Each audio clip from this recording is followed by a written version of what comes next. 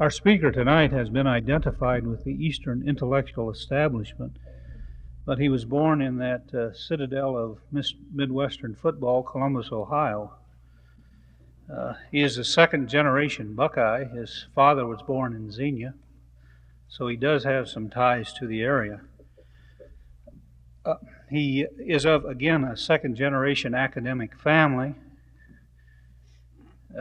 At the time he was born, his father was professor of history at Ohio State University. He completed his thesis the same year Professor Schlesinger was born. Must have been a good year. Professor Schlesinger,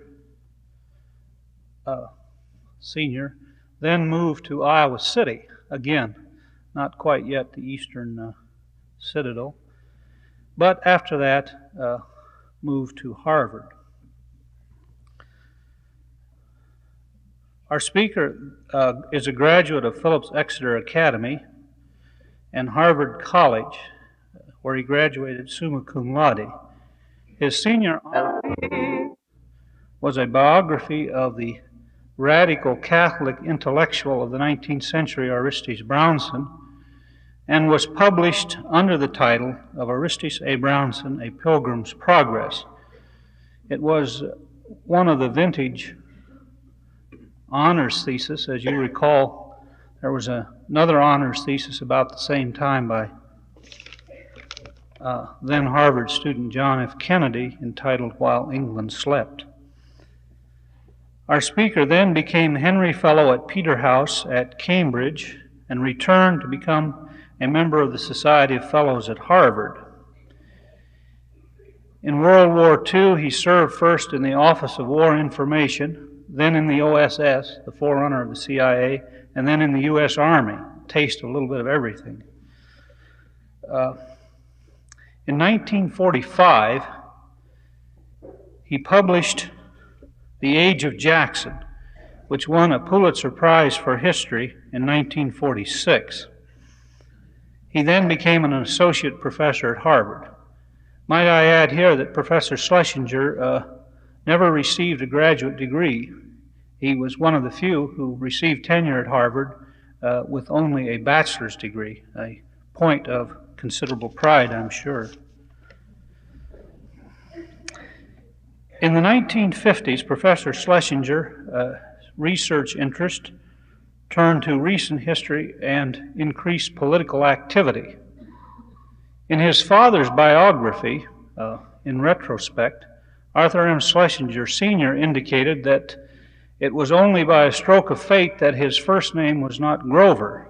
His grandfather, that is, Professor Schlesinger's grandfather, who was an ardent Democrat, wished to name his son after Grover Cleveland, but because of some intervention from his wife, he chose Arthur instead. In any case, Professor Schlesinger, long identified with the Democratic Party, became a member of Adlai Stevenson's campaign staff in 1952 and 1956. He also started his Age of Roosevelt, which he has not yet completed, but of which he has written 3 books. The first volume, The Crisis of the Old Order in 1957, won a Parkman Prize. The second, The Coming of the New Deal, won the Bancroft Prize. Professor Schlesinger continued his political activities, becoming active in the Kennedy campaign, writing a book actually in 1960 called Kennedy or Nixon, a question of whom to vote for. He served as a special assistant to President Kennedy and Johnson from 1961 to 64, and his memoir of President Kennedy's administration, 1,000 Days, John F. Kennedy in the White House, appeared in 1965 and won both a Pulitzer Prize for biography and a National Book Award. The following year, he was a visiting fellow at the Institute for Advanced Study at Princeton, and since that time has been Albert Schweitzer Professor of Humanities at the City University of New York. His latest book is The Imperial Presidency, an account of the development of presidential power. It's my pleasure to introduce Arthur M. Schlesinger, Jr., who will speak tonight on the future of the American presidency.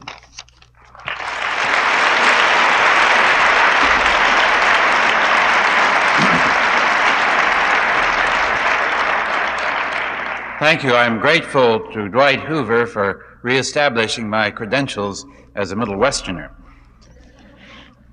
One of the classic moments in American movies takes place at the end of that gripping film, now over 40 years old, called Little Caesar, when the gang chief, played by Edward G. Robinson, falls mortally wounded and cries, "Mother of mercy, is this the end of Rico?" That line echoed in my ears last summer and autumn when the American Congress finally rallied and drove our own Little Caesar and his mob out of the White House.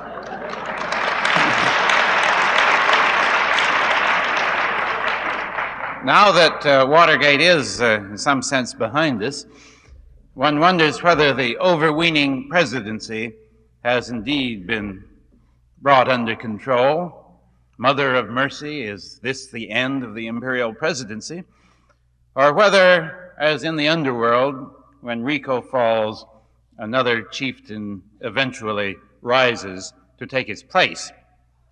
It's far too early to come up with a definite answer to that question. For one thing, there is a profound American ambivalence about the presidency. Last year, for example, we were denouncing presidential power. This year, we are demanding from the presidency leadership and direction on the perplexing issues of inflation, recession, and energy.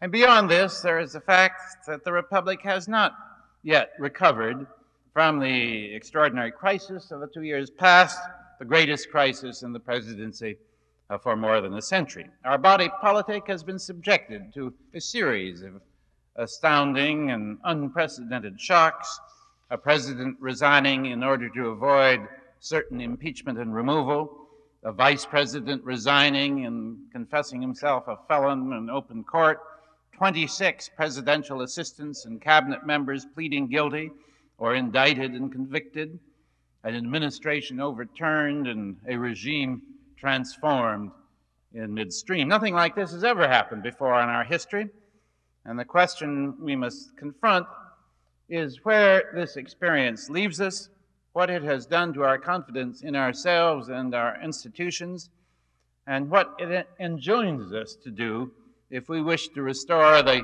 power, credibility, and efficacy of our democratic order. The first problem in assessing the impact of Watergate is whether the practices that Watergate exposed are to be taken as typical or exceptional in our democracy, as the norm or the aberration. And here I suppose we must confront the problem of generations of when people were born. For every generation is the prisoner of its own experience. Those of you, for example, who will graduate from college this year, even more those of you who are just beginning college, have had a very different experience from the college classes of 1965 or 55 or 45, or to stretch way back from my own class, the now antique class of 1938. It is not that just that troubles threaten you today. There's obviously nothing new about that. My own college years were hardly placid. Our country was then deep in the worst depression of its history and on the verge of the largest war in our history. It can be plausibly said that my generation grew up in tougher times than you've had so far. Yet there is one salient difference between that remote period and the times through which the class of 75 has lived. My generation had the experience of depression, and that was terrible, but we believed in the men who were trying to lead us out of the depression. We had the experience of war, and that was even more terrible, but we believed in the war and in the men who were leading us, as we hoped and knew, to victory. We had, in short, faith in the purposes of our government, in the intelligence and honesty of our national leadership, and in the efficacy of our democratic process. Politics seemed to us a legitimate and moral undertaking. Indeed, it was, in the phrase the leader of my generation, John F. Kennedy, liked to quote from John Buchan, politics the greatest and most honorable adventure. The greatest and most honorable adventure. How oddly that phrase rings in the age of Watergate. My generation had one sort of education in public affairs. The class of '75 has had a very different kind. We elders experienced the presidency in terms of Roosevelt and Truman, of Eisenhower and Kennedy. College seniors this autumn were 11 years old when John Kennedy was murdered. They therefore have experienced the presidency in terms of primarily of Johnson and Nixon. They were 12 when Johnson assured the electorate he would not Americanize the war in Vietnam, and 13 when he began the Americanization of that war. The first vivid memory of public events was probably the ghastliness and futility of the Indochina War and the secrecy and deceit that accompanied it. They were 17 years old when a new president came to office promising an administration of law and order. And now that they are 22, they see that these were lies too, and that he gave us instead the most lawless administration in the history of the Republic. As the experience of my generation was one in which national leadership was in the main trustworthy, the democratic process effective, politics an honorable adventure, so the experience of the class of '75 has been one in which national leadership has been hypocritical and mendacious, the democratic process unresponsive, and politics corrupt, cynical, and ugly. It is little wonder that some of them may have lost interest in politics, faith in the moral possibilities of politics. You saw the President of the United States lie about his knowledge of the Watergate cover-up. You watched him go on television to argue, falsely as it turned out, that he was not a crook. You've read the transcripts in which he revealed himself as a foul-mouthed figure engaged in squalid conversations with sleazy cronies involving the payment of hush money and the subornation of perjury. You have learned that a vice president of the United States took bribes across the vice presidential desk.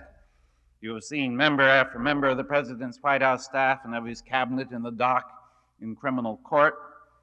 You have seen, indeed, American history run the full cycle in 2 centuries, from George Washington, who could not tell a lie, to Richard Nixon, who cannot tell the truth.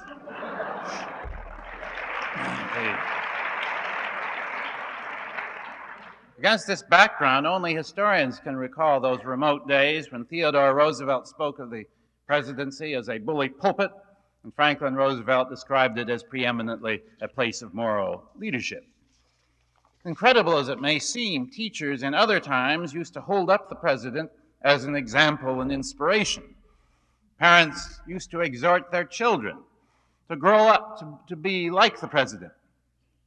Few of us could have hated our children enough to want them to model themselves on Mr. Nixon. He is the most visible and instructive father figure we have, Kurt Vonnegut Jr. wrote while he was still in office. Our most impressive teacher. What does he teach our children? To give almost nothing to charity, to cheat in money matters at every opportunity, to lie, to reject all criticism, to be indifferent to the needs of strangers, to treat laws disrespectfully, to love only close friends and relatives and sports on television, and to carpet bomb at Christmas. The Nixon crowd spread its contamination far beyond the White House, bringing politics in general into disrepute. Nothing has been more marked since Watergate, perhaps, than the indiscriminate national revulsion against politicians as a class. I saw a bumper sticker before the election: "Be a patriotic American, vote against all incumbents." One hears it every day on every side. Politicians are all alike.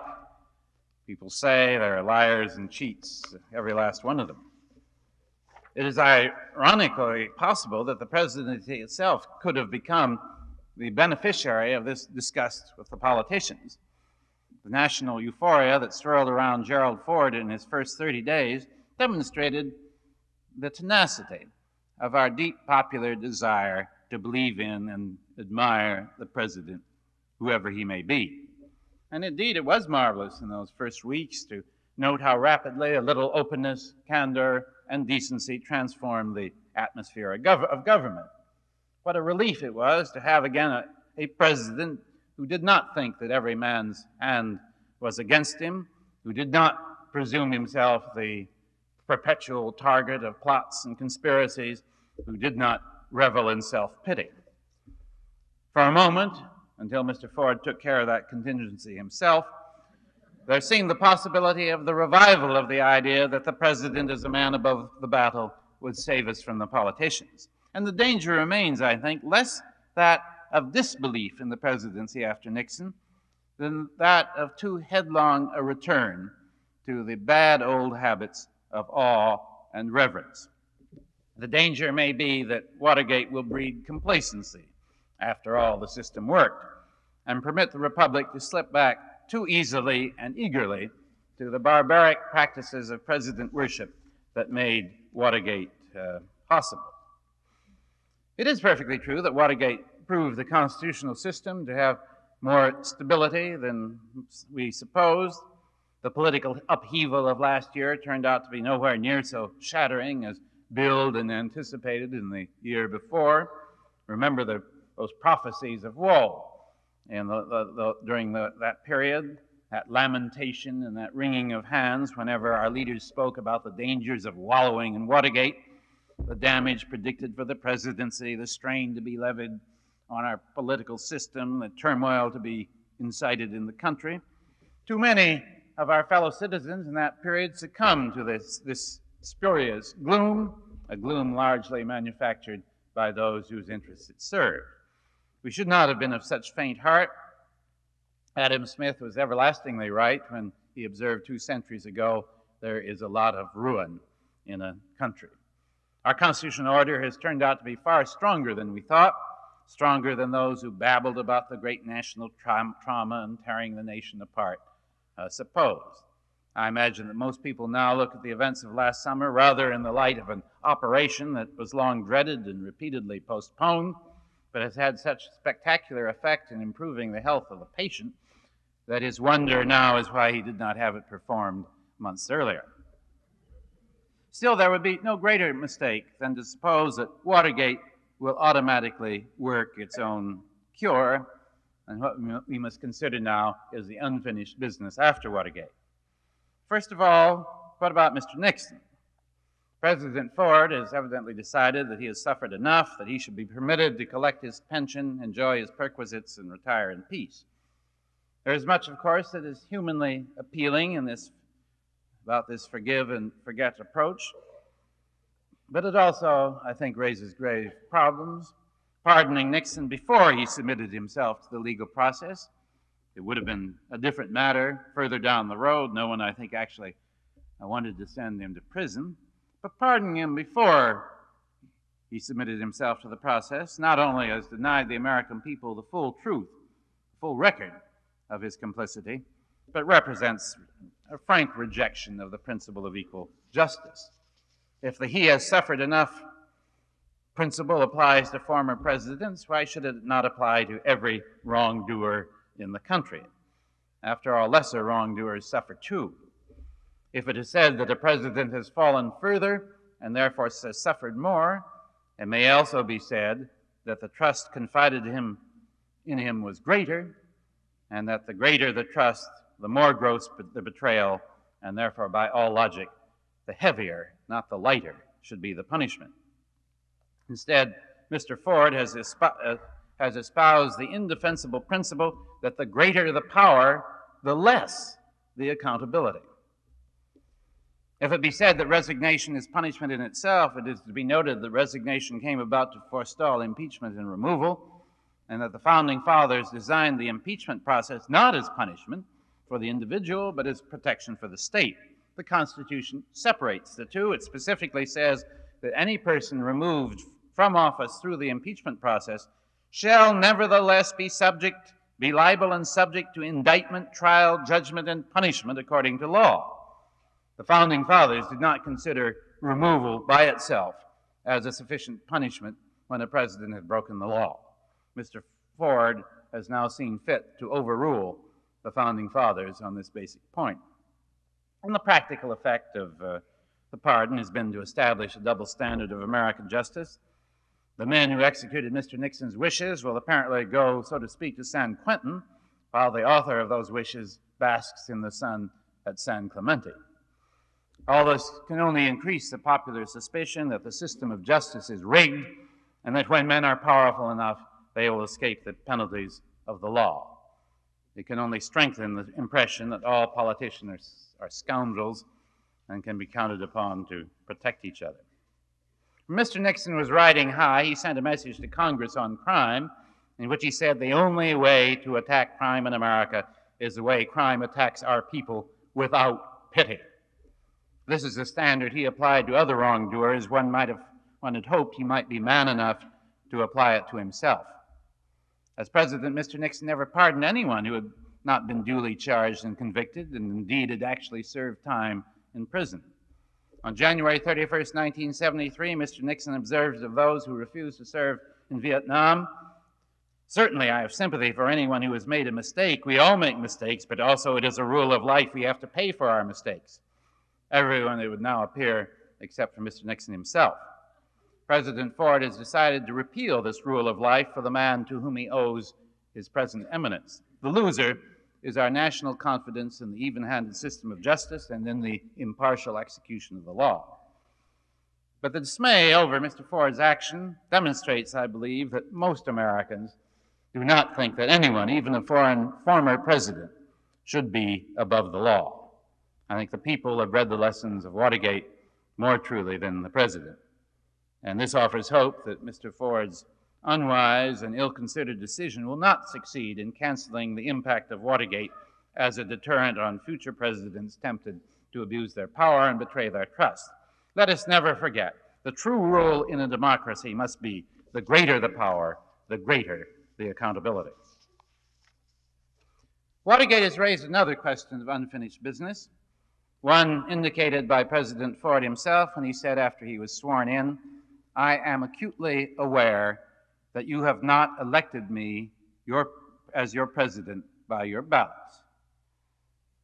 He seems almost alone, alas, in this acute awareness. For Mr. Ford was making a most interesting and important point. Indeed, one of the most extraordinary things about our extraordinary situation is that for the first time in American history, both our president and vice president are men who have come to power not like all their predecessors through election, but through appointment. Nothing like this ever happened or could ever have happened in the earlier history of the Republic. The right of the people to choose their own leaders had been assumed by definition as a fundamental point of self-government. The Constitution expressly provides that the president and the vice president were to, as they put it, were to be elected. The Founding Fathers believed that no one who had not been elected to the presidency should serve as president any longer than necessary to organize a new presidential election. The framers would have unquestionably been amazed and appalled to return on the eve of the bicentennial and find as president and vice president two men, neither of whom ever faced a national election, and each of whom owed his office to his direct predecessor. No American outside the 5th District of Michigan has ever voted for Gerald Ford for federal office. No American anywhere has ever voted for Nelson Rockefeller for federal office. And yet, these men are our president and vice president. As Senator Pastore of Rhode Island, who foresaw this development, put the situation, for the first time in the history of this great nation, the president and vice president will both be appointed, not elected by the people, and not responsive to any mandate from the citizens. The nation will no longer, he said, be democratically governed. All this, of course, is an unintended consequence of Section 2 of the 25th Amendment, which, in case of a vacancy in the vice presidency, requires a president to name and Congress to confirm a new vice president. I realize that I have a certain sensitivity about discussing the 25th Amendment in the state which was responsible for its insertion in the Constitution. And I do not mean to criticize my old friend Birch Bayh, who I think has been a most valuable senator and whom the voters of this state had the wisdom to restore to the Senate in this last election. But I do believe that Birch Bayh, for the most high-minded of reasons, did not do the Constitution a service when he conceived and organized the 25th Amendment. Section 2 of the 25th Amendment means, for example, the rejection of a cherished American principle. A principle which was sufficiently alive 30 years ago that when Harry S. Truman secured the repeal of the Presidential Succession Act of 1886 on the precise ground that it enabled him, as a vice president who had succeeded to the presidency, on the ground that that act enabled him to name his own successor when he chose a Secretary of State. Under the succession law of 1886, you remember a vice president succeeded to the presidency. The next in succession would be the Secretary of State. Truman thought this was an indefensible idea. As he told Congress on June 19, 1945, "It now lies within my power to nominate the person who would be my immediate successor. I do not believe that in a democracy this power should rest with the chief executive." Mr. Truman's old-fashioned scruple was rejected and forgotten in the high noon of the imperial presidency, during which the 25th Amendment was conceived and ratified. Yet, Mr. Truman was surely everlastingly right. The choice of a man who might succeed to the presidency belongs to the American people, not to a president, nor even to a president and Congress together. The fix into which the 25th Amendment has placed American democracy is dramatized by comparison with recent developments in France.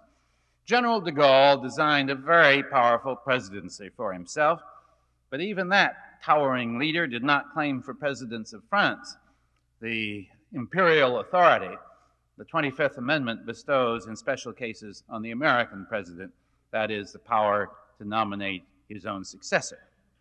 Instead, the French Constitution provides that in case of a vacancy in the presidency, a new presidential election must be held within 35 days.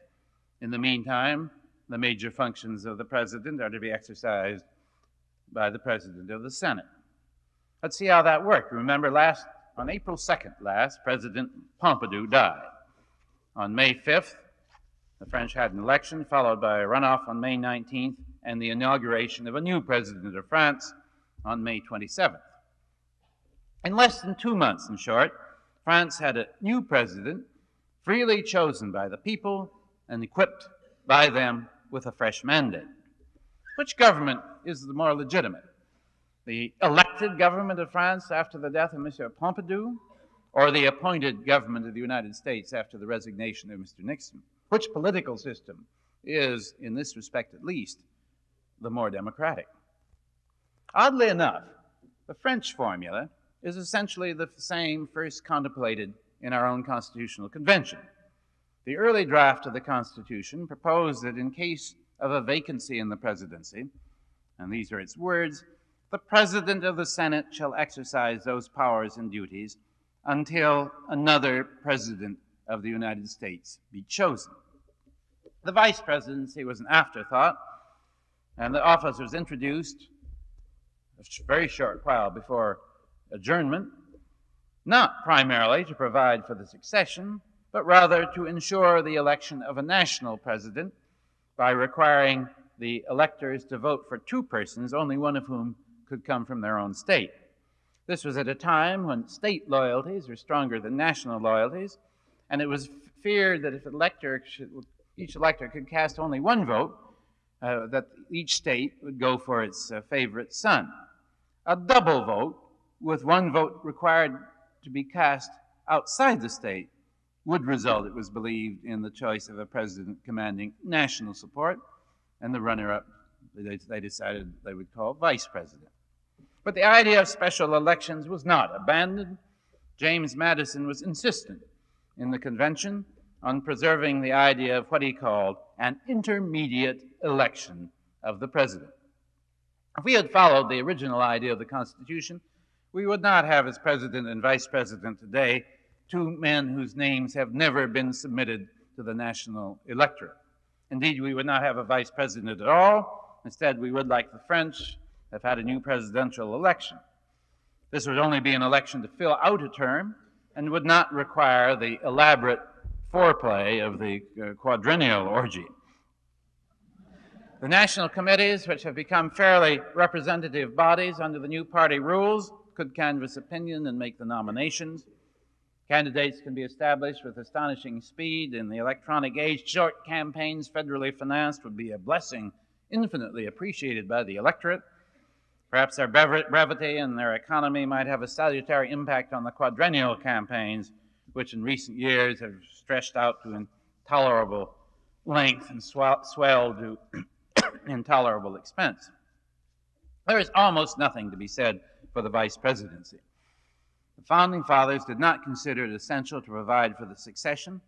The original reason for having a vice president was abolished by the passage of the 12th Amendment, which called for separate votes in the electoral colleges for the two offices, and the vice presidency should have been abolished too, though unfortunately the vote to abolish the vice presidency failed in Congress in 1804. The vice presidency has been a source of frustration, anguish, and damage for its occupants ever since. Now that Mr. Ford has selected Governor Rockefeller as vice president, which means putting the most hyperactive man in the country into the greatest non-job in the country, the press has been deluging us with the usual guff about the important work the vice president will be able to do in the Ford administration. At last, we are told something will be made out of the vice presidency. It may well be that President Ford is prepared to yield real power to his vice president, but if he does, he will be doing what none of his predecessors in the long course of American history has ever done. Presidents freely delegate power to men they can hire and fire, but never, never to their vice presidents. In recent times, presidents always go through this absurd ritual of saying that they are going to make something important out of the vice presidency, but they never do. I doubt that they ever will. There are, for one thing, constitutional problems about doing so. The vice president, Harry Truman, wrote in 1955, is not an officer of the executive branch. Dwight D. Eisenhower repeated this in his memoirs in 1963. The vice president is not legally a part of the executive branch and is not subject to direction by the president. When Franklin D. Roosevelt was a candidate for vice president in 1920, he wrote that a constitutional amendment would be required to give the vice president serious executive authority. Truman, Eisenhower, and FDR were surely right on the constitutional issue. Now that we as a people are rejoicing in our rediscovery of the Constitution, this is not an issue to be dismissed lightly. But supposing that the constitutional problem could be surmounted, what then? Presidents have an obligation to protect the undivided executive power vested exclusively in them by Article 2, Section 1 of the Constitution. They also have their own political responsibility, not to mention personal pride. As a practical matter, Mr. Ford is not likely to be happy if the executive branch begins to fill up with people whose loyalty runs to his vice president rather than to himself. And the inescapable human fact is that presidents really don't much like to have their vice presidents hanging around all the time. For they know, and their vice presidents know, that the vice president's only real function is to wait for the president to die. This is hardly the basis for cordial and enduring friendships. There are few things more painful than to be constantly reminded of one's own mortality. That is why presidents keep sending vice presidents off on meaningless foreign trips. I hope I'm wrong about this. Still, if one predicts on the basis of the historical experience, Governor Rockefeller is heading into a time of intense personal frustration. Now, Messrs. Ford and Rockefeller may reverse the course of history and demonstrate that the vice presidency can be more than a non-job. But this should be regarded, it seems to me, as the last experiment. If it fails, I would hope that the country will reach the inevitable conclusion, abolish the vice presidency, and provide for the succession in case of a vacancy in the presidency through a special election. In any case, it is surely time to take a critical look at Section 2 of the 25th Amendment so that the Republic will never again have as its top officials persons who received office and power through appointment rather than through election. The presidency of the United States ought never to be an office that one man can give to another. Let us not forget that Richard Nixon's first choice for vice president was Spiro T Agnew, that his preferred choice the next time for vice president, until Mel Laird and others argued him out of it, was John Connolly, who's now under indictment. And suppose that Nixon had been impeached and removed before we discovered that Agnew was a crook. What kind of a vice president would Agnew have selected? And what kind of a vice president would Agnew's vice president once in the White House have selected? The prospective chamber of horrors staggers the imagination. Let's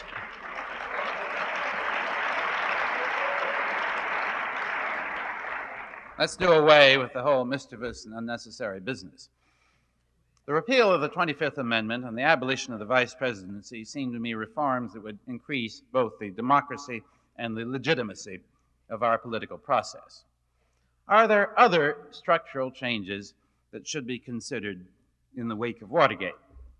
A number of thoughtful members of Congress and political scientists believe that there are, and some of them are arguing that we ought to consider adopting various features of the parliamentary system, as we know it in England, as the best means of containing the presidency.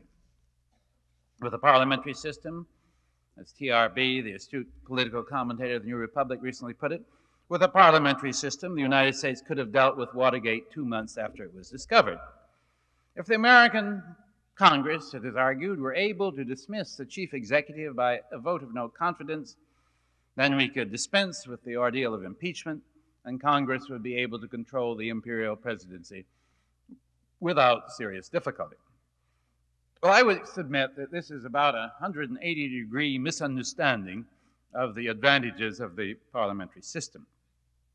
I will waive, for the purposes of this discussion, the fact, as it seems to me, that given the nature of the American political tradition, the parliamentary system is an unrealistic alternative.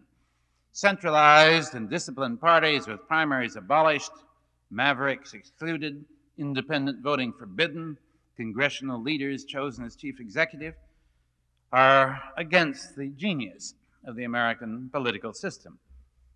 The parliamentary alternative would be unreal enough if our party system were working. But at a time when the parties can hardly keep afloat in the turbulent sea of voter independence, the idea of making them more commanding and more cohesive than ever before in American history is surely an exercise in political fantasy. But let us assume for a moment that a full-scale break to parliamentarianism were possible. Is there any reason to suppose it would be desirable? The admiration for the British model derives, it seems to me, from a profound misconception of the parliamentary system. Take the question of the vote of confidence. The parliamentarists, those who advocate our adoption of the parliamentary system, write as if the vote of confidence, the loss of a vote of confidence, were the routine procedure by which one British administration gives way to another. In fact, the loss of a vote of confidence has not overthrown a British government for half a century. And in that case, in 1924, it was a minority Labour government whose tenure in office depended on Liberal support. And when that support was withdrawn, the government was overthrown. The last time the loss of a vote of confidence overthrew a government commanding a majority in the House of Commons was nearly a century ago in 1885. The application of the no confidence vote to American institutions could take two forms. Congress, by a no confidence vote, could dismiss the president and vice president and call for a new presidential election. Or, in the full parliamentary style, a no confidence vote could dissolve Congress as well as the presidency and require new elections across the board. Now, if we adopted the first alternative, that is, Congress could dismiss the president without having to go to the country itself, Congress would gain the dangerous power, it seems to me, which it does not have under the impeachment clause, dangerous power to dismiss presidents on grounds of disagreement over policy, and to do so without immediate political risk to itself.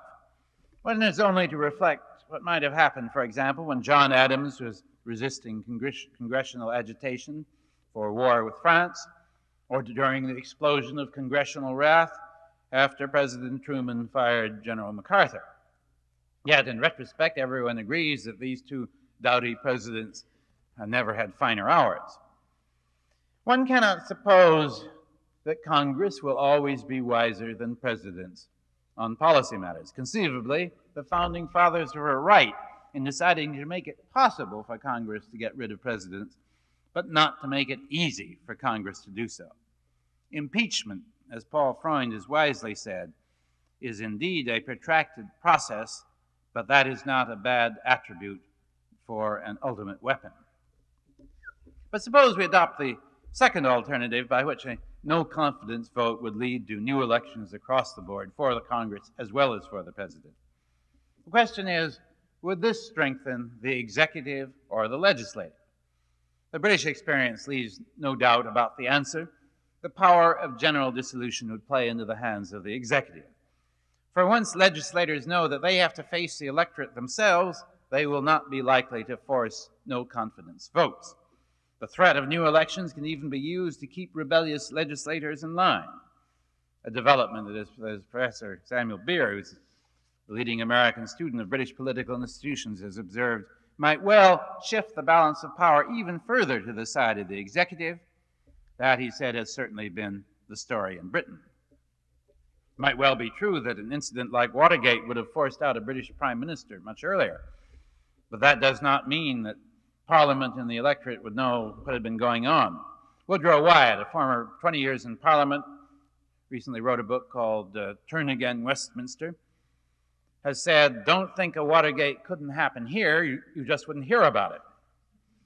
The Suez Crisis, for example, produced a change in prime ministers, but no parliamentary inquiry, nor public enlightenment about the decision to go to war, how the decision to go to war came about, or what went wrong. The Suez cover-up is still going on nearly 20 years later. The parliamentary system lends itself to cover-ups with terrible efficiency. The illusion of the parliamentarists is that Congress controls the executive. The exact opposite is closer to the truth. Churchill made the point forcibly to Roosevelt in a wartime conversation. You, Mr. President, Churchill said, are concerned to what extent you can act without the approval of Congress. You don't worry about your cabinet. On the other hand, I never worry about Parliament, but I have to consult and have the support of my cabinet.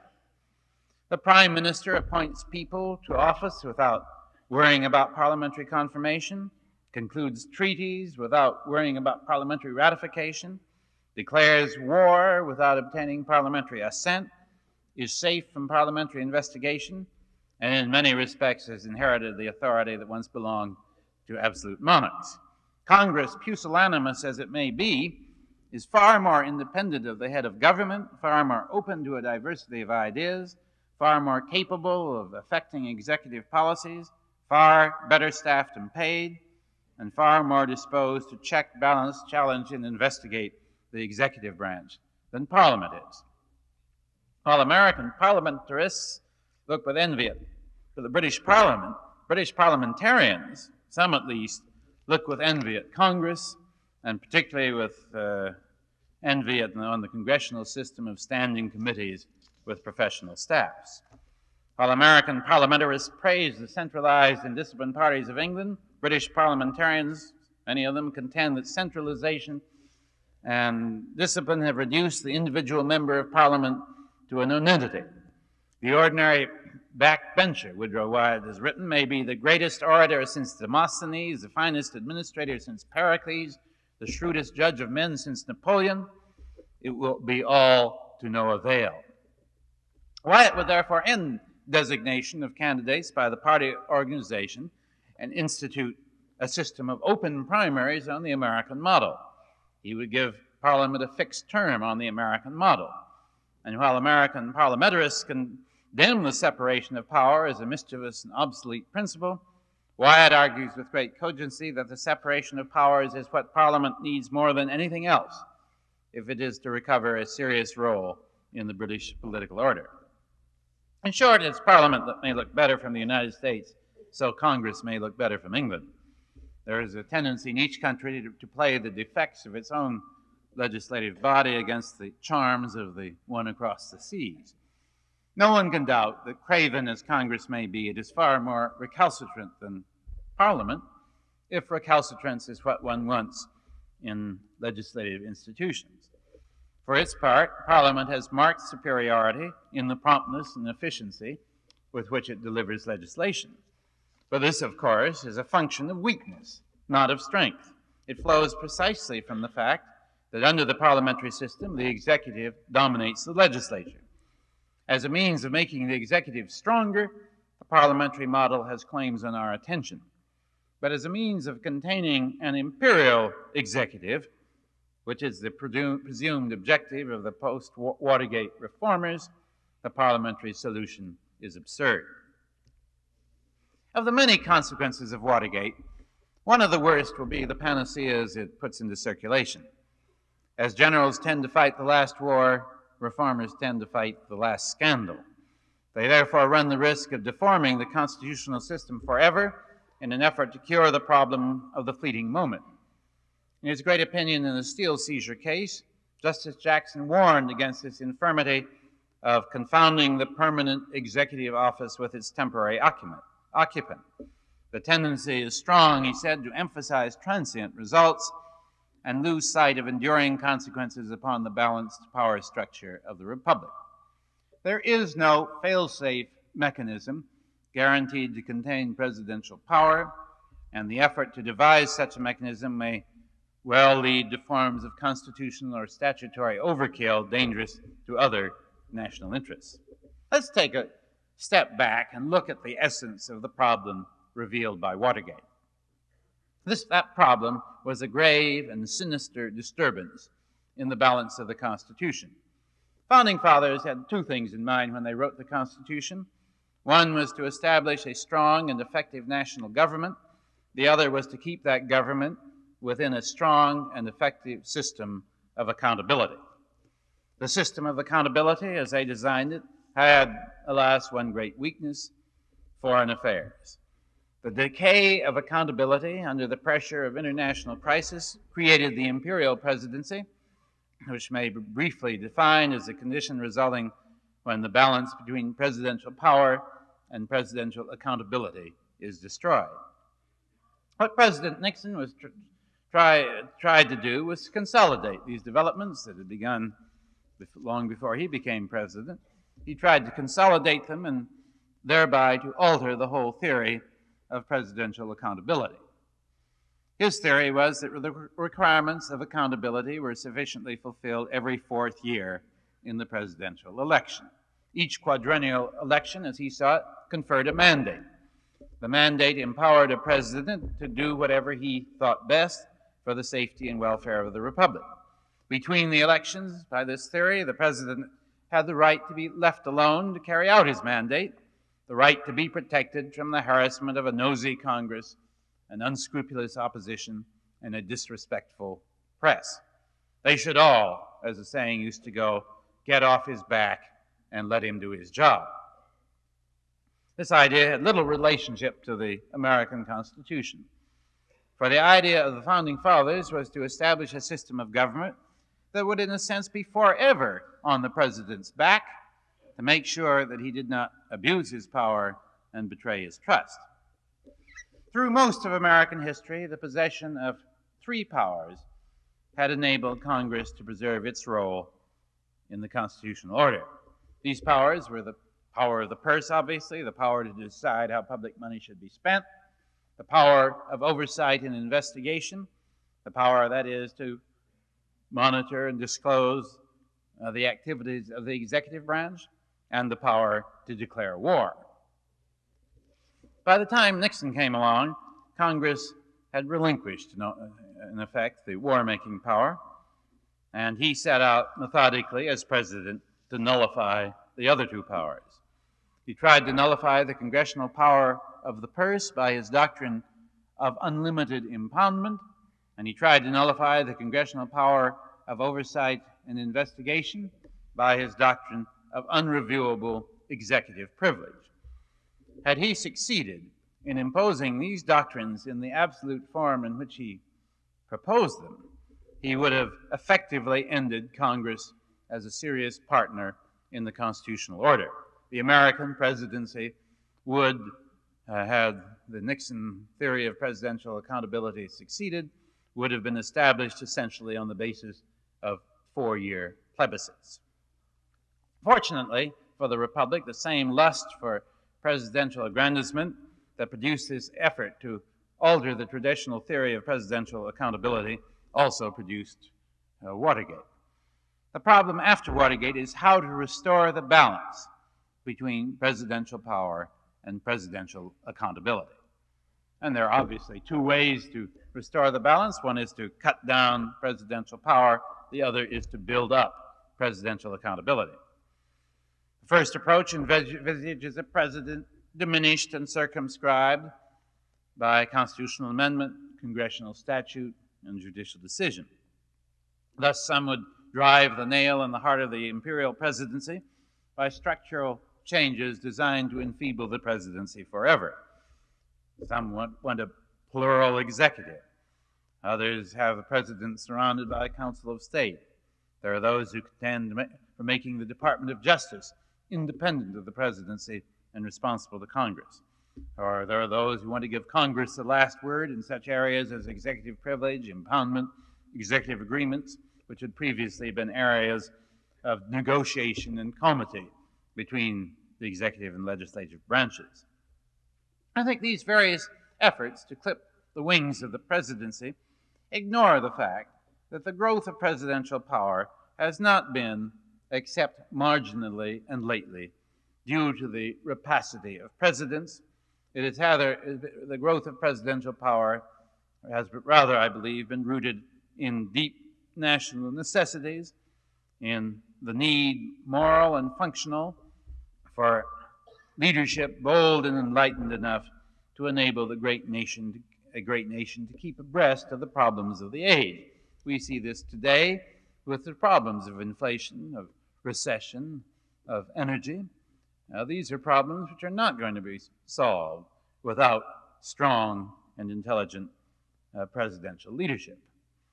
So I would think that the answer does not lie in an effort to weaken the presidency. The answer does not lie, it seems to be, in an effort to emasculate the presidency and to tie it down through structural changes to transform it from a powerful and mighty office to a weak and limited office.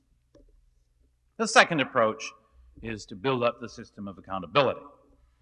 This wishes to preserve the presidency as the robust office that has served the Republic nobly, despite a bad apple or two toward the end, but to prevent the abuse of power by reinvigorating and enforcing the system of accountability.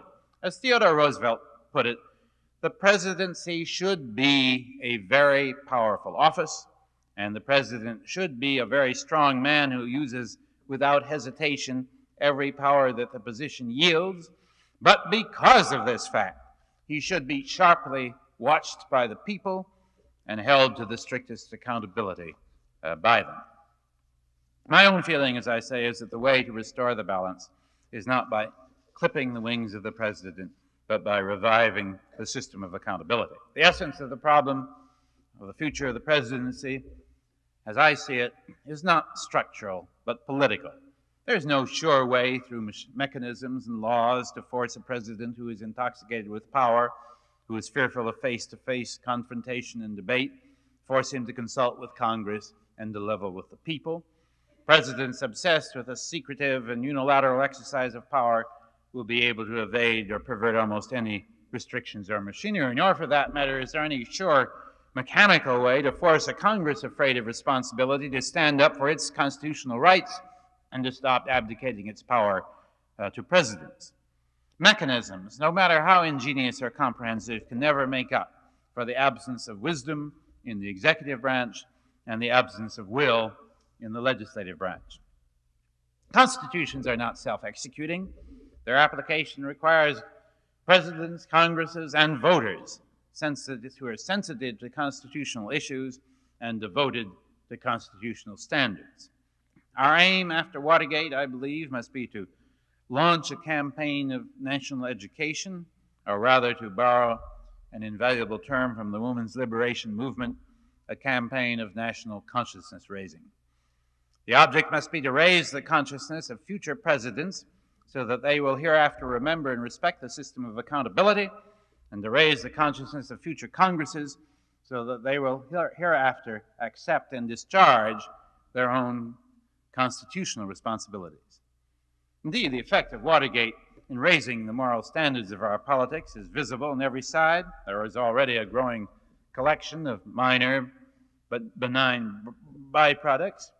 Watergate, for example, has excited new interest among high Washington officials of the Nixon administration in the question of prison reform.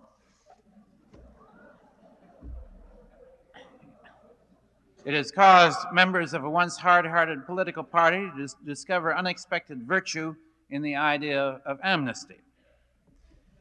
Spiro T Agnew has become a novelist, and Charles Colson has found God. Beyond these small benefits, Watergate has made everyone in politics more conscious than ever before of the dangers in the abuse of office, money, and power. The time really has never been more propitious for consciousness raising. After Watergate, it will be, I believe, a long while before another president and White House place themselves above the law and the Constitution. Corruption, we must recognize, appears to visit the White House in 50-year cycles. We had the Grant scandals in 1872, the Harding scandals, and the Grant scandals in 1873, the Harding scandals in 1923, the Nixon scandals in 1973. This would suggest that effective exposure and punishment inoculate the presidency against its latent criminal tendencies for about half a century. So long as the memory of Watergate remains vivid, we can count on good behavior by future chief magistrates and their intimate associates. But let's not forget to warn our children and grandchildren to start nailing everything down again around the year 2023. The presidency is all-powerful only when the country permits it to be.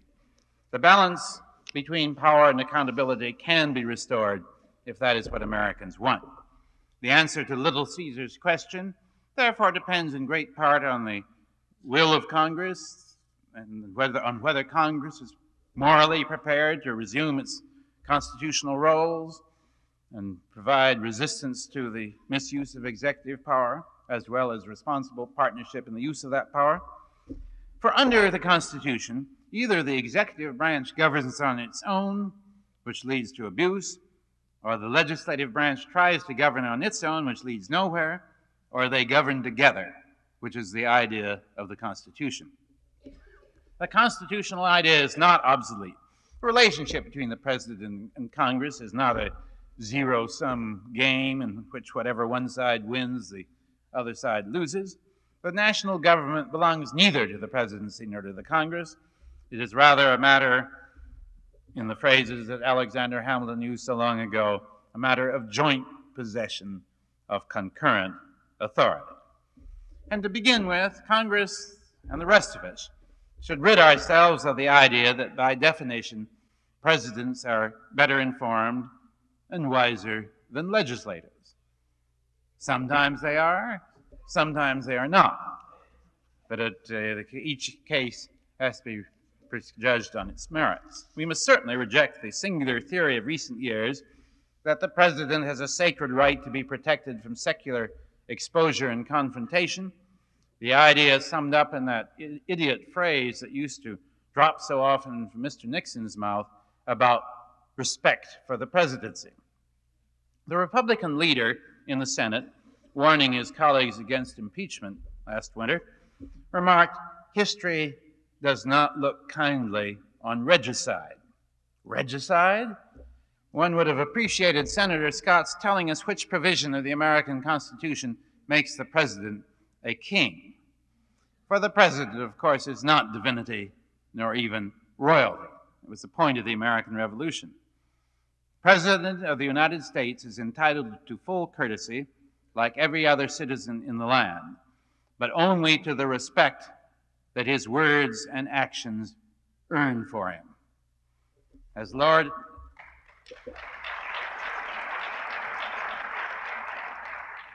Acton said, there is no worse heresy than that the office sanctifies the holder of it. Let the citizens of the United States never forget that their president is simply a politician luckier than the rest, the one who has made it, in Disraeli's phrase, to the top of the greasy pole. Shinning up the pole does not endow him with infallibility, transform his character, or carry him out of our sight and jurisdiction, and he can expect to stay on top of the pole only so long as he remains in close touch with the rest of us on the ground and operates within the disciplines of consent. The transubstantiation of the presidency has gone far enough. Gerald Ford is a nice man, but let us not overdo it. He is the same man who served without distinction for a quarter century in the House of Representatives,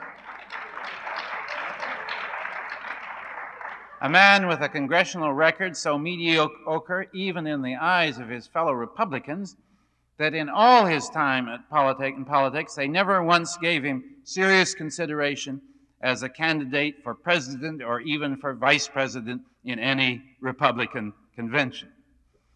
Becoming president in the curious way he has does not make him all of a sudden wiser or better informed than the rest of us. Indeed, much as we must deplore President Ford's obstruction of justice through his imprudent use of the pardoning power, we can be marginally grateful to him for stopping the incipient revival of president worship in its tracks. In one mighty stroke, he reminded the nation that presidents can make grievous errors. He terminated any tendency to believe that because he is president, he has been through some miracle transformed into a man of wisdom and justice. Let us treasure this skepticism about presidents that Mr. Ford has happily restored to us. Let us swear off these quasi-monarchical phrases that have crept into the language and distort our perceptions, like First Lady and First Family. As Mark Twain once said, a royal family is an insult to every other family in the land. When Harry Truman became president, his old friend Sam Rayburn came to see him and said, "You aren't going to be Harry to me anymore, you're Mr. President, but as an old friend, I'm going to give you some advice. You aren't as big a man as the people around here are going to start telling you you are." Every president should have that message engraved in gold on a marble tablet and hung prominently in the Oval Office. If the electorate, that means if you and I, will only secularize the presidency and get it back into proportion, future presidents should be quite as much tethered to the reality principle as the great presidents of our past have been. It used to be the fashion last year to talk about the shame of Watergate. Preachers grieved over the state into which the country had fallen 2 centuries after the Declaration of Independence. Politicians rolled their eyes and cried how the Founding Fathers would lament our present condition. I doubt it. Founding Fathers were no band of innocents. They had a tough-minded and realistic appreciation of human nature. They fully understood both that power was essential to government and that power was liable to abuse by those who govern. That's why they put the provision for impeachment in the Constitution, and they put it there fully expecting that it would be used. Rather than the shame of Watergate, it is better to talk about the glory of Watergate. We used to be told that it hurt our image, that odious word, abroad. Again, I doubt it. My impression is that people abroad look with respect and envy on the capacity of the American people to rise up against the abuse of executive power.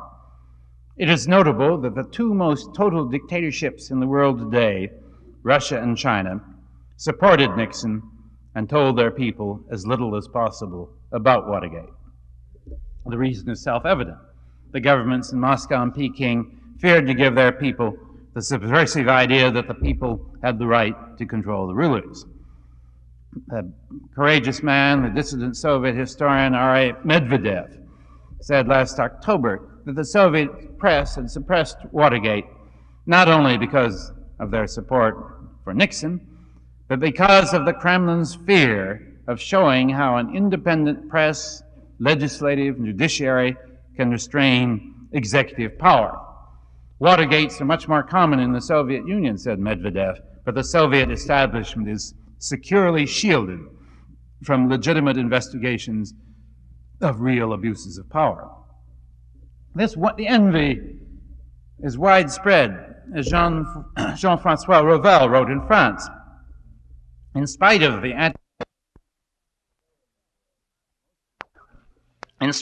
anti-American sentiment prevailing in the world, most people, even the French, feel admiration, overt or secret, for a political system that permits the investigation of illegal acts attributed to the president and his associates. It is probably only in America, said the English Weekly of the Listener, that men of great power could be so irresistibly and implacably hunted down in their misdeeds. Watergate, it is turning out, is a celebration of America as the open society. I recognize that this line of argument contradicts some of our contemporary presuppositions. We Americans in recent years have come to indulge ourselves, almost to luxuriate in the idea of our own impotence. Our national government seemed massive, impenetrable, remote, our rulers inaccessible and invulnerable, our efforts to attract their attention feeble and pathetic.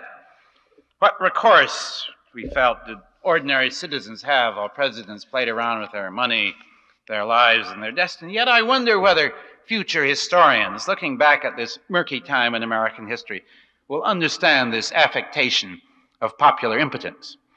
I wonder whether the historian of the future will not say that in 1968, Americans who were outraged by an atrocious and inexplicable war forced an incumbent president of mighty will to abandon his hope of re-election and drove him from public life. I wonder whether the historian will not say that in 1974, Americans who were outraged by gross betrayal of presidential trust revived a constitutional remedy that had lain in disuse for more than a century and compelled an incumbent president of dogged ego to resign his power and office. It seems to me quite likely that the historical generalization to be derived from this epoch will be not that citizens are impotent and presidents invincible, but that presidents who abuse their power will suffer retribution.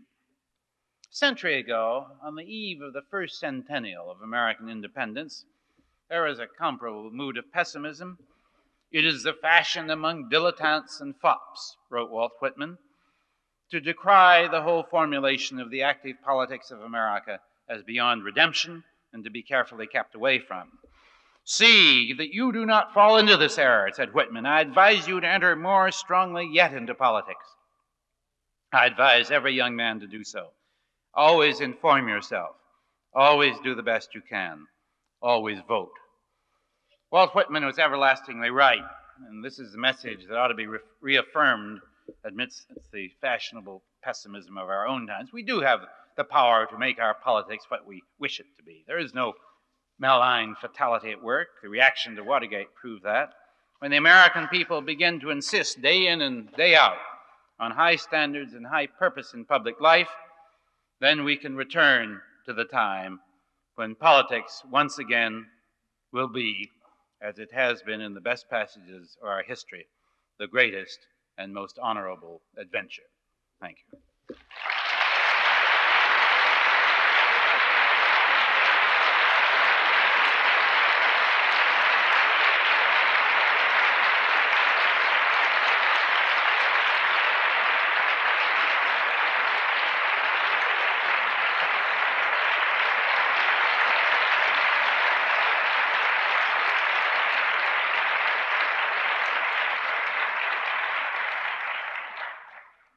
Professor Schlesinger has agreed to a short question period, so if you have some questions, would you address them to him?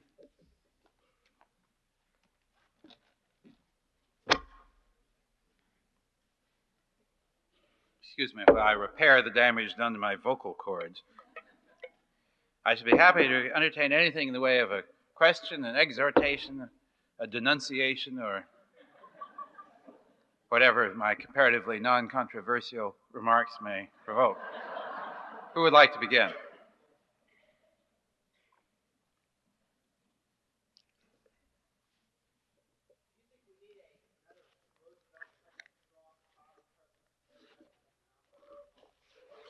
Do we need another Roosevelt, another strong, forceful president to deal with our economic problems? I must say there seems to me a certain grisly similarity between the situation today and the situation about the year 1930, some 45 years ago. In 1930, we had a very decent man as president. We had a spreading unemployment. We were clearly in a depression that was getting worse. And we had, as president, as I say, a decent man who, however, believed that the way to cure the economic disorder was through what we now call the old-time religion. That is, by government doing as little as possible and staying out of it, and natural forces would enable the economy to recover. And the American people suffered in silence. Well, not entirely in silence, but they suffered for 2 more years under the policy of quietism, voluntarism, and government inaction, passivity. But by 1932, they'd had enough. It was perfectly clear that the old-time religion was not going to get us out of the Depression. And they wanted, as President of the United States, someone who would use the power of the federal government to stop the Depression and to begin the process of reemployment. The economic problem we face today is considerably different from the kind we faced 45 years ago, because our serious problem, most serious, basic problem today is not that of the collapse of prices. It is that of the rise of prices. I think inflation has become the primary structural vulnerability of our economic system, as depression was in the years before the New Deal. And what has happened has been in correcting the propensity of the system to depression, and we have substituted for the old propensity toward depression a new propensity toward inflation. And this is something that manifested itself long before the Arabs and the oil question and so on became prominent. And I think the only reason we're rushing into a recession as well is because this administration can figure out no other way to deal with inflation except by inducing a recession. And that's why essentially we're in it. Our danger of depression, in other words, is not a primary danger as it was in 1932. It's a subsidiary danger due to the wrong policies with which we're trying to cure the primary problem, which I think is inflation. But in any case, I think we're faced with a situation where, again, we have a president, a decent man, who's devoted to the old-time religion. And I believe that Ford under some pressure, Hoover under some pressure, made certain minor modifications in the old-time religion, but not of any substantial sort and not nearly adequate to the magnitude of the crisis. And I believe that the old-time religion will fail this time, and that in 1976, as in 1932, the American people are going to be tired of passivity of government. And just as in 1932, they wanted as president someone who will use, with the concurrence and support of Congress, the full force of the national government to stop the Depression. By 1976, they're going to want some president who will work with Congress to stop inflation. And therefore, I do think we need the moral equivalent of an FDR, and I only wish I knew who that was.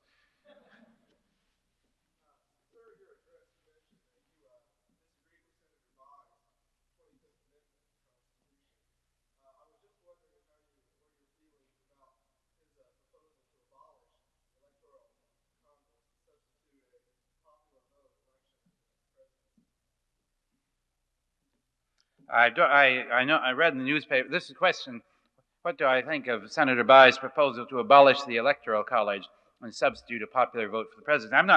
I've read that such a proposal is made. I haven't seen the text, and I'm not clear whether this means an aggregate popular vote of the whole country, or whether it means that each state will retain electoral votes, and that the majority in each state will determine on a winner-take-all theory the casting of the electoral votes of the states. If the second, which means just the abolition of the Electoral College while preserving the state role in the system, I think would be acceptable. The first would really alter our system in quite a fundamental way, but I'm not clear as to what the exact character of his proposal is.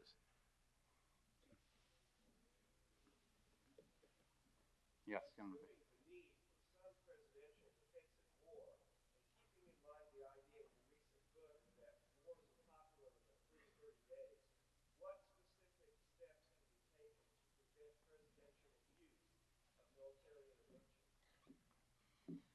What steps can be taken to prevent presidential abuse of the powers of military intervention, the power now conferred on him by what seems to me a most mistaken piece of legislation, the War Powers Act of 1974. The War Powers Act of 1974 was presented as a means of restraining presidential intervention. What it does is to legalize the presidential waging of war for a period of 90 to 120 days. It gives the president power, which he never before this time had, to wage war for that period. After that period, he cannot continue waging war without congressional consent. But it's awfully hard after we've been fighting for 90 days to expect the Congress is going to call a war off. I thought of the dangers of this legislation very acutely the other day when Mr. Kissinger started talking about what he would do in the Middle East in case of strangulation or whatever. And I first would like to begin by repealing the War Powers Act, which, as I say, would invite, I believe, the presidential abuse. Beyond that, I think that the president has the unquestioned right to use the armed forces in the case of any attack on the United States or on U.S. territories or possessions or U.S. armed forces, and that cannot be denied him. I think that as I say, the answer to these things, as the War Powers Act shows, seem to me not all very often to lie in legislative solutions, but rather just in creating a public attention to any possibilities of such action. I think the best way to dissuade the administration from what would seem to me extremely imprudent, reckless action, such as trying to seize the Arab oil fields, would be through making it clear through public protest and through congressional reaction that this was not a policy that would command national consent. Halfway back. Young.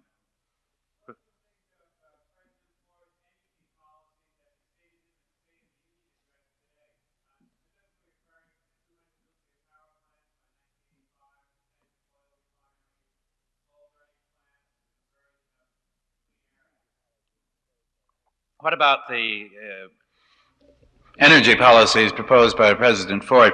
I regret to say that I was on the airplane when he gave his State of the Union address, and I've not seen the text, and I have only a vague idea. I take it that what he is proposing is, in this contest between anti-pollution and energy, is that we relax the measures which are designed to control pollution and contamination in the interests of energy, and that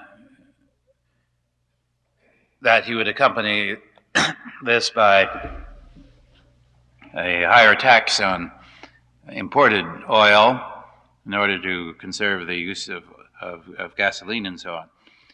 I just really don't have any serious judgment on this.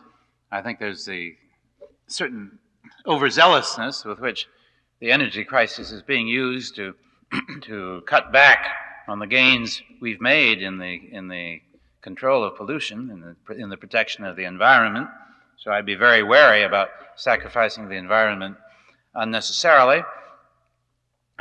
Nuclear power plants, for example, generally produce forms of thermal pollution, which have all kinds of consequences, which we're not clear about. So I wouldn't rush into all that hastily. The question of the proposed tax on gasoline, as I understand, is not accompanied by any kind of rebate in cases where the low-income people, or cases where the car is necessary for employment. This seems to be a gross piece of class legislation, because obviously rich persons aren't going to care whether they have to pay 7 cents a gallon more for gasoline, whereas people whose whole livelihood is dependent on it and haven't much income will have no choice but to do so. I don't think they should have to bear the burden of this. I understand that a system of rebates can be easily devised, and I would hope, if that is not in the State of the Union message, I'm talking about rebates on the gasoline tax, not on the income tax, that I hope that Congress will add that to us. I do think we have to obviously conserve the question of gasoline. But as I say, I am not an expert in this matter, and these are superficial reactions. Over there.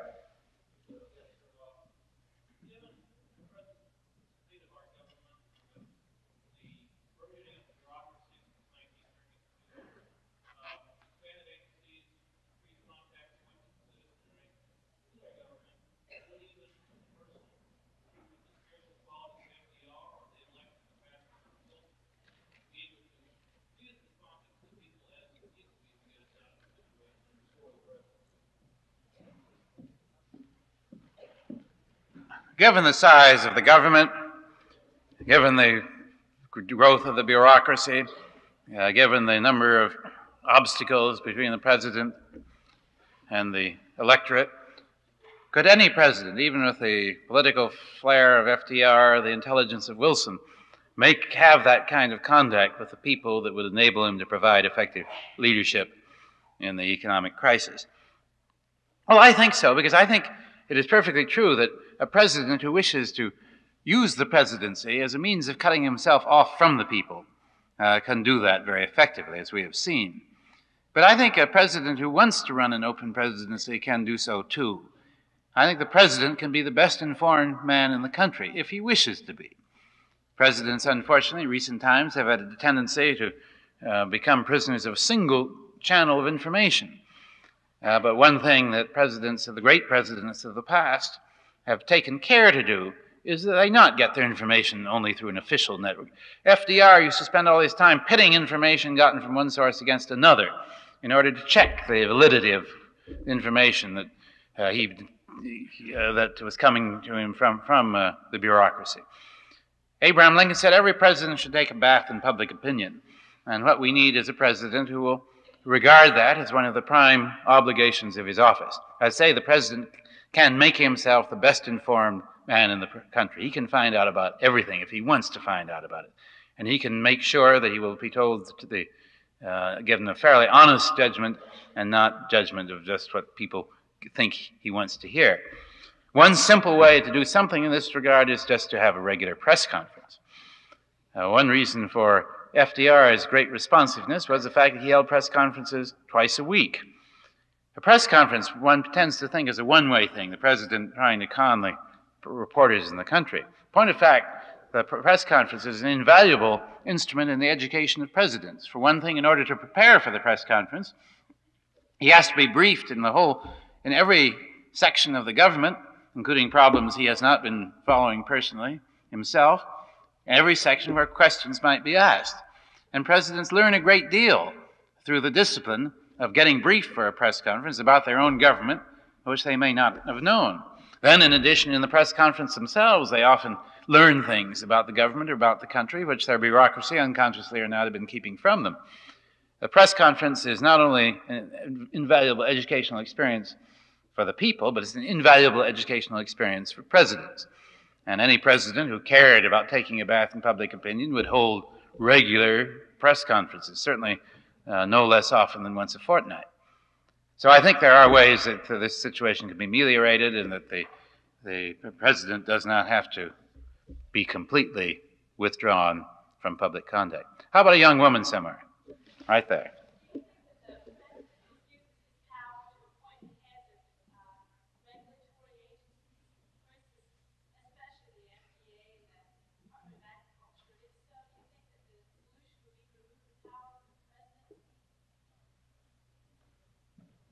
Should the president have power to appoint chairman of regulatory agencies, but you mentioned also the Department of Agriculture, it seems to be obviously the president must have the power to appoint members of his cabinet.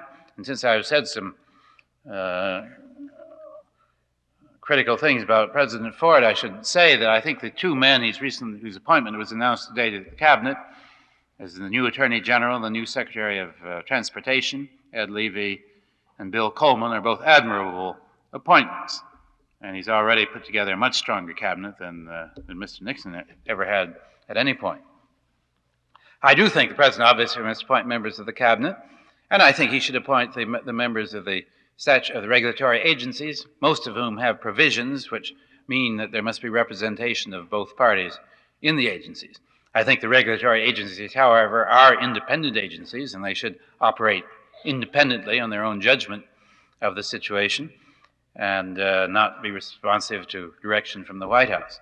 There is a further question of the more fundamental reform of regulatory agencies by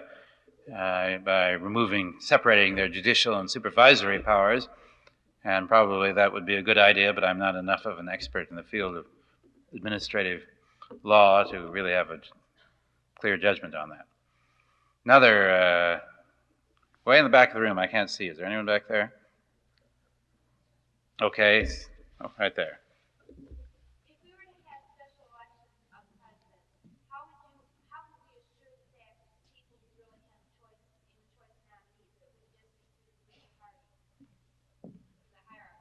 If we were to have a special election of the presidents, how could we be sure that the choice of nominees was not just made through the hierarchy of the political parties?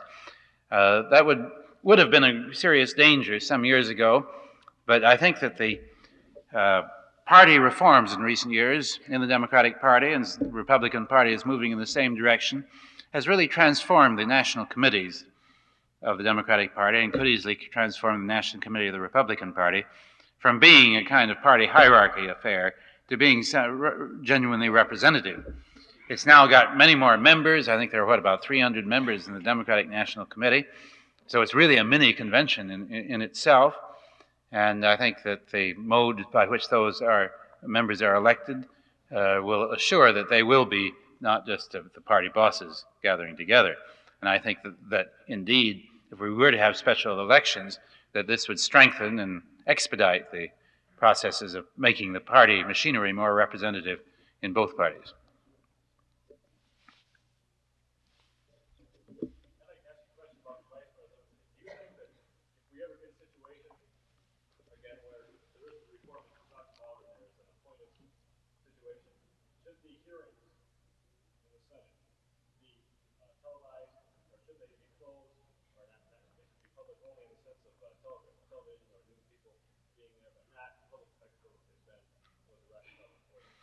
In the case of the 25th Amendment, if we had another situation where a vice president is designated and goes before congressional hearings, should these hearings be closed or open? Well, I do think they should be open, because this is something that the American people ought to know about. But I do think this suggests another vulnerability in the 25th Amendment.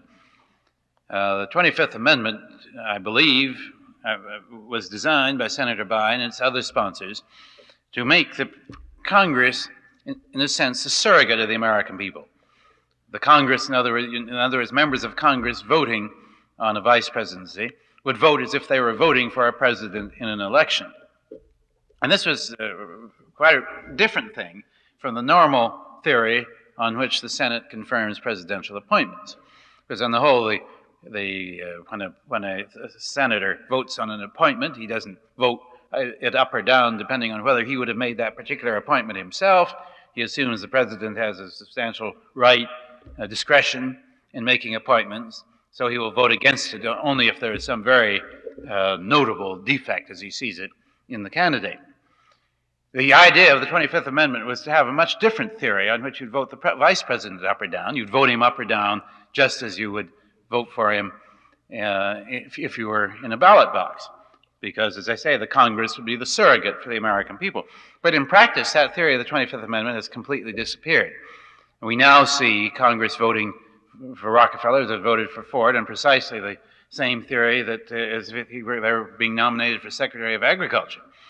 the general assumption being that so long as he has no notable defects, if he sees the man the president wants, the president has the right to have him. That is not the constitutional theory, the legal theory on which the 25th Amendment was portrayed, because by that theory, by the original theory, any man who wouldn't have voted for Nelson Rockefeller for president shouldn't have voted for him for vice president. But a lot of people who would have voted against him for president voted for him for vice president because they were construing his appointment in the same level as if it were an appointment to the cabinet, rather than in the quite different level originally envisaged by the 25th Amendment. So that theory of the 25th Amendment has failed to catch on. The hearings themselves seem to be totally inadequate. Instead of pursuing important questions about Rockefeller, such as his conduct in the Attica affair, or such as his views on foreign policy and so on, they spent so much of the time in the rather squalid but rather trivial stories of his tips to his friends. And the tip for a Rockefeller is larger than the tips the rest of us might give. It didn't seem to me they were very adequate in the listening very much. So I would hope that we never have to go through these hearings again, because they have lost the original theory on which they are based, and because in practice they've been trivial and unrevealing.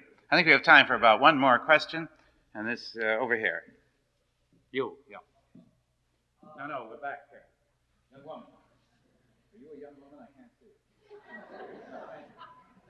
Young man with black hair.